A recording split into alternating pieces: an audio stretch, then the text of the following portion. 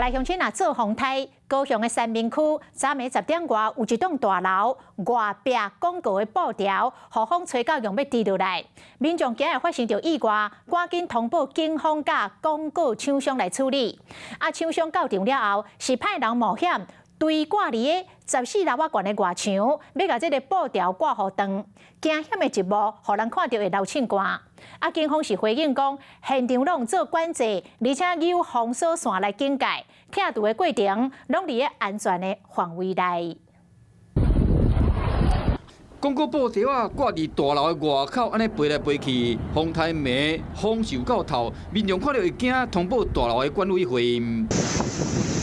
说来，这个画面，和住伫对面的住户真正惊到，这个作业人员吊一条锁啊，伫遮悬的所在，要将这个布条给拆掉。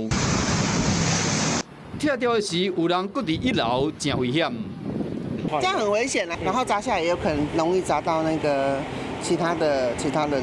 这样就真的蛮危险的。要过去的还是要注意一下安全啦。是讲警方表示讲，第一时间就已经进行交通管制，有封锁线，拆除的过程拢伫安全的范围内。现场无人受伤，意味造成危害。画面发生伫高雄三民区921路一栋14层的大楼，昨暝10点外，布棚雨风吹歹去，拆除作业的人员袂输地主人共款，伫高空作业，互附近的人惊一跳。全面租给广告公司了，他要怎么弄？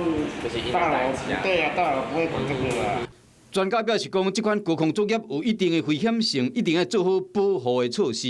要有这个下降器，那为了它基本上要2条绳子，这是我们的主绳。对，如果它断裂了这个副绳，它能直接勾住。